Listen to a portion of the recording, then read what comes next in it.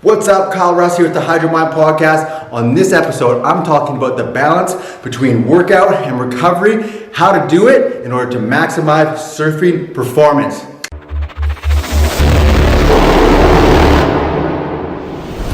All right, welcome back, and I'm talking about a super important lesson, something that I'm actually having to relearn right now because I'm dealing with a couple injuries.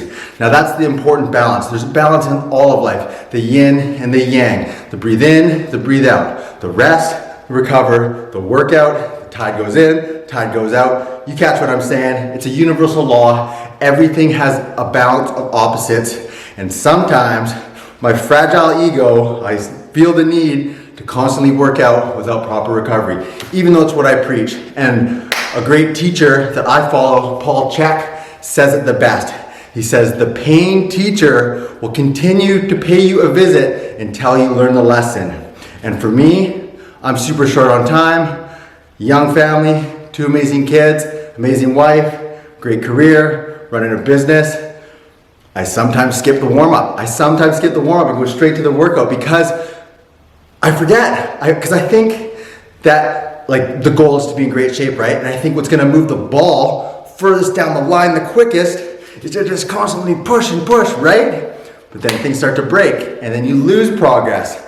And that's where I'm at right now. So the tip I want to give you today is how to balance these two.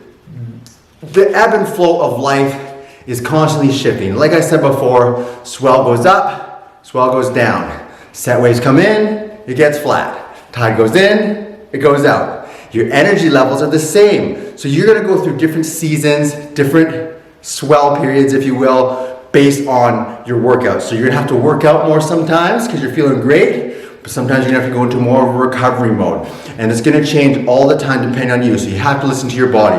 An important point, something that I mostly follow, but I broke this rule myself, and that's why I'm dealing with these injuries right now.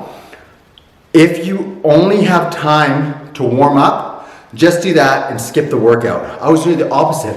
I was saying, my flexibility is great. I've been doing mobility work a ton. I'm in the best shape of my life. I'll skip the warm-up this time, or I'll do a half-ass warm-up, go straight to the workout. Now I'm paying for this. My hip has been what's been acting up. I went and did deadlifts without a proper warm-up. Just a really mediocre warm-up, not good enough, straight into heavy deadlifts. And my hip was bugging me, it was bothering me, it was messing up my sleep, couldn't really walk, hurt to sit. So I've been in, we have a yin and the yang, right? The yin is energy in, that's the rest and recovery. The yang is the energy out, workout. I was all yang for a while. So now I'm in the yin stage. And instead of it being a daily yin-yang balance, I'm full yin, I'm full energy back in, full recovery in order to heal this. And thankfully, I know the path to recovery, but I don't want the pain teacher to visit me again. So I got to stick with it. So I want to have yin periods every day, always. Priority over the yang. Yang is important because you always want to be growing, but if you look at the yin-yang symbol, it's half black, half white, but each side has a dot of the opposite color inside it, right? But that's because it's all within each other. They're important. There's a yin and the yang, but it also needs the balance of its opposites, so they're connected. So it has to be both. But again, I'll state what I consider the best practice is if you don't have time for a warm-up and a workout, just stick to your warm-up, just stick to your mobility drills, do the breath work, whatever the yin thing is for you. Now, in the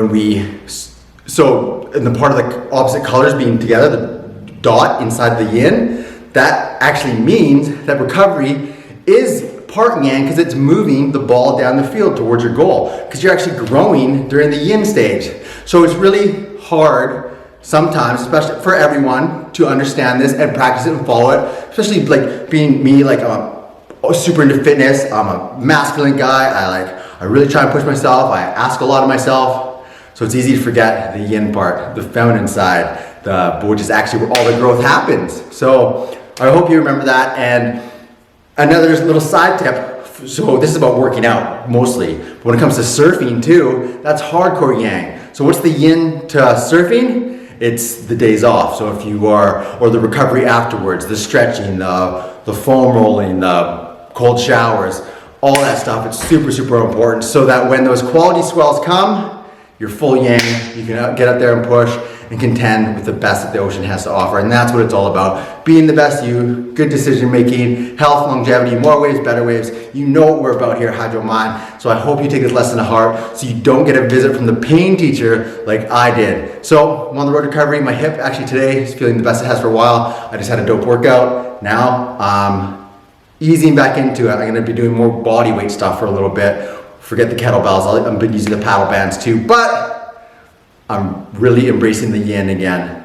Energy in, heal my body, moving the ball down the field towards my fitness goals on rest days and workout days. So I hope you take this to heart. Hope you don't have to make the same mistakes I did. So again, my name is Kyle Russ. It's the Hydro Mind Podcast. If you like this thing, just take a quick screenshot of it on your phone, share it on Instagram, tell a friend, bring your mama. We're out here, we're changing lives through lessons taught from the ocean through surfing. Hope you like it. Kyle Russ, Hydro Mind. Thanks a lot for listening.